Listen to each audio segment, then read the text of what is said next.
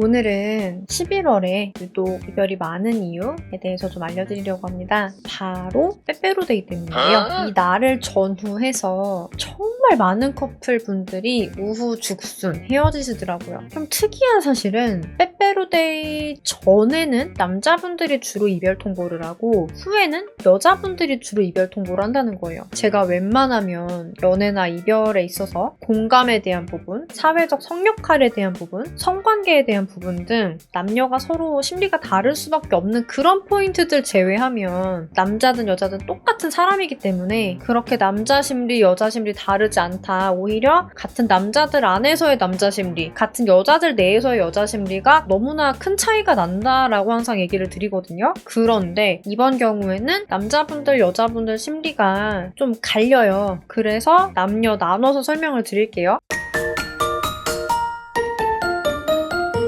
빼빼로데이를 전후해서 헤어지게 되는 커플분들의 특징은요. 최근 권태기 내지 싸움 상태에 계셨던 분들이에요. 물론 내가 알아차리지 못했을 수도 있어요. 어쨌거나 서로 진짜 너무나 달달한 커플이다. 이런 커플분들이 아니라 이미 좀 관계가 삐걱삐걱 거리기 시작하신 커플분들이 빼빼로데이를 전후해서 헤어지게 되는 경우가 굉장히 많아요. 오늘이 빼빼로데이 전날이기 때문에 오늘까지는 아마 이 영상을 보고 계신 분들의 성비가 여자분들이 좀 더 많을 수 있어요. 12일, 13일쯤부터 시작해서는 남자분들 성비가 좀 더 높아질 수 있을 것 같아요. 그러면 우선 빼빼로데이 이전에 헤어지는 이유, 빼빼로데이 이후에 헤어지는 이유에 대해서 알려드리고 마지막으로는 재회를 원하시는 분들도 이 영상을 보고 계실 것 같은데 팁을 좀 드리려고 하니 상대에게 아직 마음이 남아있으신 분들은 영상을 끝까지 집중해서 봐주세요.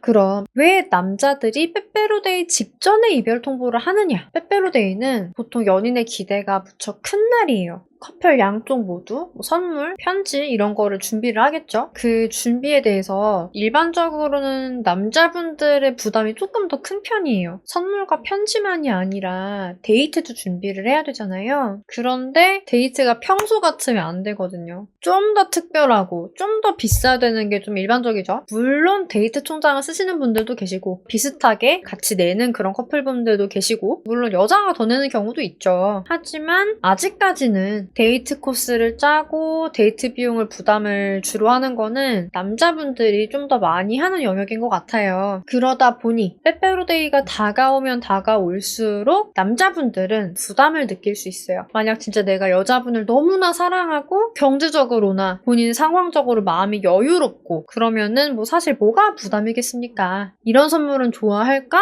이런 이벤트는 좋아할까? 이리저리 골라보고 재보고 하면서 이제 설레기만 하겠죠? 그런데 감정이 그게 아닐 수 있잖아요. 제가 그래서 마냥 달달한 커플이 아니라 권태기거나 싸우고 있거나 관계가 삐걱삐걱 하시는 분들 같은 경우에 빼빼로데이를 전후해서 헤어질 수 있다라고 얘기를 드린 거예요. 이 시기에 헤어지신 여자분들 같은 경우는 어떻게 사랑하는 사이에 데이트 비용이 부담스러워서 헤어지자고 할 수가 있나요? 충격을 받으신 분들도 계실 거예요. 문제는 이게 단순 데이트 비용의 문제가 아니라는 거예요. 연애라는 거는 데이트 비용 말고도 정말 많은 걸 투자를 해야만 지속이 되는 그런 관계잖아요. 여자친구가 서운하면 풀어줘야 되고 여자친구가 힘들어하면 들어줘야 되고 또 서운하지 않게 미리미리 잘해야 되고 연락이라든지 데이트라든지 선물이라든지 신경을 많이 써줘야 되고 무슨 일이 있으면 또 내가 바로 달려가줘야 되고 돈만 드는 게 아니라 시간과 정성도 진짜 많이 들어가요. 사람이 이렇게 많은 걸 투자를 할 때는 그냥 하는 게 아니라는 거예요.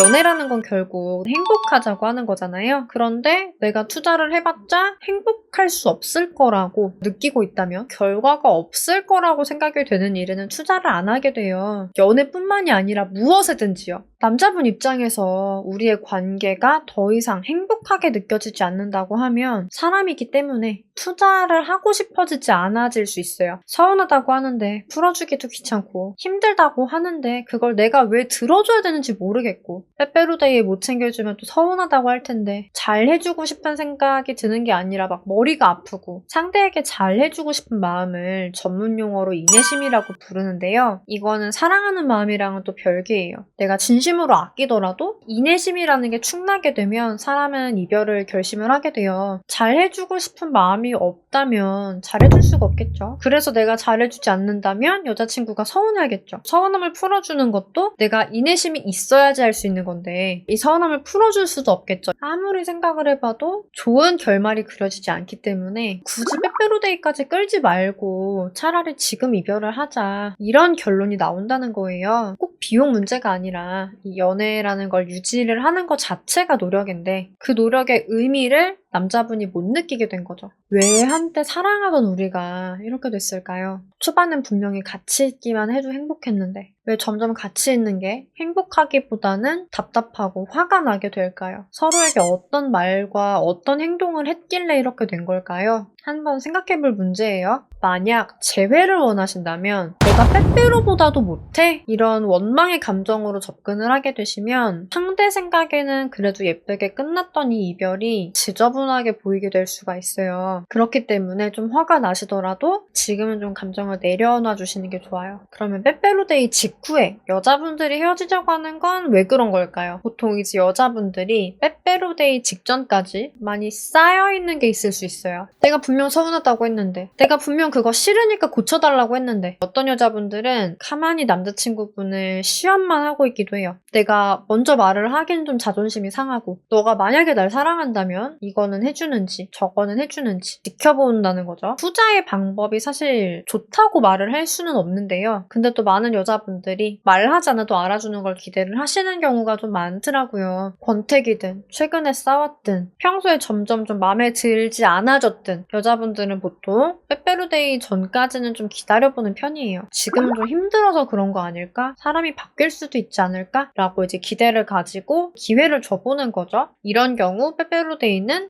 남자분들에게는 테스트데이예요. 여자분 입장에서 그래 너가 이 정도 준비했다면 이런 생각으로 쌓여왔던 마음이 풀어진다고 하면 그럼 여태까지의 것이 좀 만회가 되는 거고 그런데 여자분 입장에서 그래 네가 그럼 그렇지 이런 쪽으로 판단이 된다고 하면 아마 그 자리에서 헤어지자고 하거나 혹은 좀 생각을 해보다가 우리 헤어지는 게 좋겠다라고 얘기를 하게 되는 거죠. 물론 제가 앞서 말을 한 남자분들이 헤어지자고 하는 거든 여자분들이 헤어지자고 하는 거든 이건 좀 어느 정도 이별을 미리 계획을 한 거라고 볼 수도 있어요. 11월에 헤어졌다고 해서 모든 이별이 여기에 속하는 건 아니긴 해요. 원래는 헤어질 생각이 없었는데 오랜만에 만나보니까 싸울 이슈가 생겨서 싸우다가 헤어지는 경우들도 있고요. 그런데 11월에 유독 이별이 급증하는 이유는 빼빼로데이 때문이다 라는 결론이라는 거죠. 이별하신 분들이 저희 재회 가능할까요? 하고 문의를 주시거든요. 근데 그 문의가 11월에만 엄청 급증을 해요. 이거는 빼빼로데이 영향이 아니라고 할 수가 없을 것 같아요. 재회에 대해서도 좀 알려드린다고 말씀드렸었죠. 가장 중요한 거는요. 나의 서운한 감정, 나의 원망스러운 감정, 너 아니면 안 된다라는 감정 이런 것들 전부를 내려놓으실 수 있어야 돼요. 빼빼로데이 때문에 이별을 한 거든 그렇지 않든 어쨌거나 이별을 결심하신 분들 같은 경우는 넌 바뀌지 않을 거야 이런 생각이 크기 때문에 이별을 결심을 하는 거라서 이별 통보를 받은 사람 입장에서 할만하다고 예측이 되는 그런 행동들은 안 해주시는 게 필요해요. 이때 빠르게 하셔야 되는 게 있어요. 그건 바로 변화예요. 사람은 변하지 않는다. 사람은 고쳐 쓰는 게 아니다. 상대분의 이런 생각을 깨주셔야 돼요. 대부분 이별 전까지만 해도 상대분이 변하는 걸 기다리거든요. 그런데 기다리는 것도 한계가 있어요. 인내심이 바닥이 나게 되면 더 이상 기다리지 않고 이별 통보를 하게 되는데 상대분의 이런 마음 상태를 좀 잘 이해를 하실 수 있어야 돼요. 인내심이 남아 있었다면 좀 더 기다려줬을 거고 여러분이 힘들다고 이야기를 할 때 같이 들어주고 고민도 해줬을 거예요. 그런데 인내심이 다 떨어진 사람은요. 누구를 위해줄 기력이 없는 거라고 보시면 돼요. 그런 사람한테 힘들다. 내 얘기를 좀 들어달라. 이런 요구를 하게 되면 이분은 우리가 사랑하던 때처럼은 해줄 수가 없어요. 그때는 그때고 지금은 지금이라고 분리해서 생각을 하실 줄 알아야 돼요. 빠르게 변화를 하고 상대분의 비어있는 인내심을 좀 채워주시고 다시금 나랑 연애를 하고 싶게끔 나랑 함께 보내는 시간이 앞으로는 진짜 행복하기만 할 거라고 상대분이 믿게끔 해주셔야 돼요. 상대분이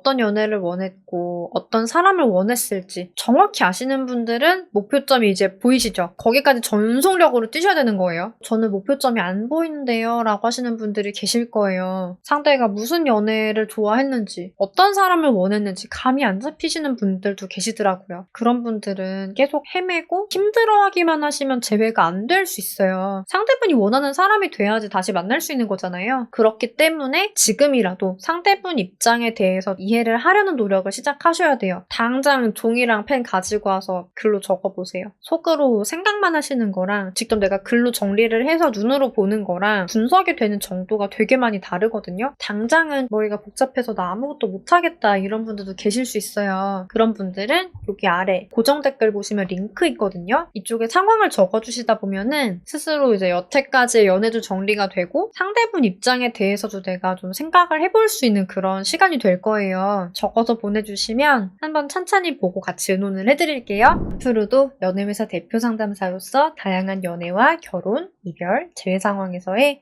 여러분들의 대처력을 한껏 높여드리는 그런 영상들을 많이 만들어 드리려고 합니다. 오늘의 영상이 좋으셨다고 하시면 좋아요 꼭 눌러주시고요. 여러분의 행복한 연애와 결혼 생활을 진심으로 응원 드리겠습니다. 안녕!